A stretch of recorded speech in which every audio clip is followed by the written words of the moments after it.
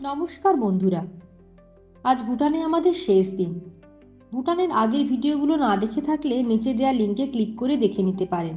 পারোতে আজ সকালে temperature 4 degree centigrade. বাইরের প্রকৃতি এতটাই সুন্দর যে প্রাকৃতিক সৌন্দর্য উপভোগ করার জন্য আমরা বাইরে এলাম। চারপাশে ছোট বড় পাহাড়, মাথার উপর ঘন নীল আকাশ, আর তাতে শরতের পেঁজা তুলোর মতো মেঘ। চারদিকে বিস্তৃত সোনালী ধান ক্ষেত, আর ঠিক তার মাঝখানে ভিন্টেজ স্টাইলের আমাদের রিসর্টটা। রিসর্ট থেকে একটা সরু ইটে বাঁধানো রাস্তা এঁকে মেঁকে পারোছু নদীর দিকে চলে গেছে। আর এত বড় উপত্যকাতে শুধু আমরা দুজন, সব মিলিয়ে এক অসম্ভব শান্তি বিরাজ করছে।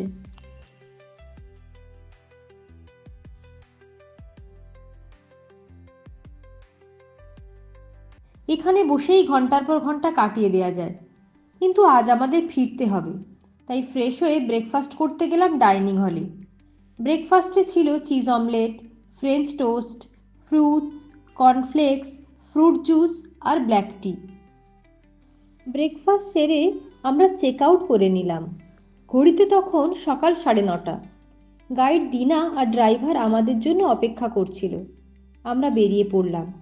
শেষবারের মতো পারো শহর আর মার্কেট দেখতে দেখতে চললাম। আমাদের সঙ্গী ছিল পারোছু নদী।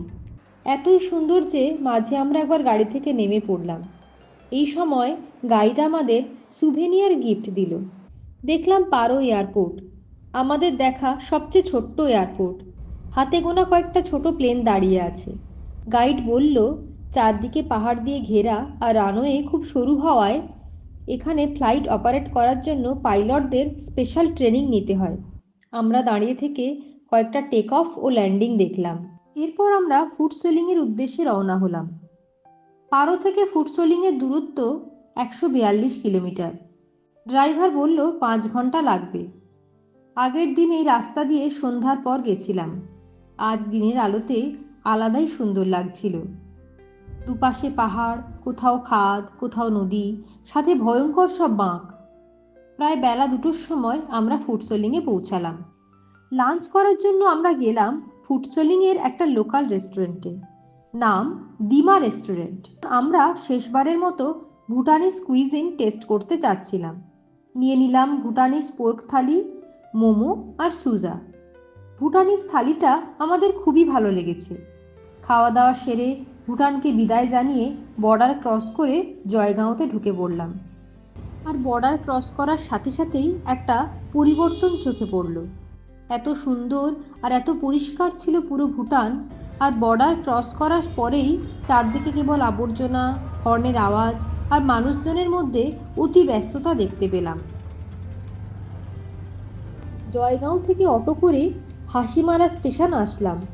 তখনও আমাদের হাতে বেশ কিছু ভুটানিজ টাকা বেঁচেছিল, তাই আমরা স্টেশনে ফুচকা খেয়ে নিলাম। হাসিমারা থেকে বিকেল 4টায় ছিল কাঞ্চনকন্যা এক্সপ্রেস। ট্রেনে চেপে আমরা বাড়ির উদ্দেশ্যে রওনা হলাম। এই ছিল আমাদের ছোট্ট ভুটান ট্রিপের গল্প। যদিও 3 দিন ভুটান ঘোরার জন্য যথেষ্ট নয়, মিনিমাম 5 থেকে 7 দিনের প্রয়োজন। সময়ের অভাবে আমরা থিম্পুকে ভালোভাবে ঘুরে দেখতে পারিনি। যাওয়া হয়নি পুনাখা শহর। ভুটান ঘুরে থাকলে তোমরা কমেন্টে জানাও তোমাদের ভুটান ভ্রমণের এক্সপেরিয়েন্স।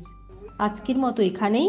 পরে দেখা হবে নতুন কোনো জায়গায়, নতুন কোনো ভ্রমণের গল্প নিয়ে।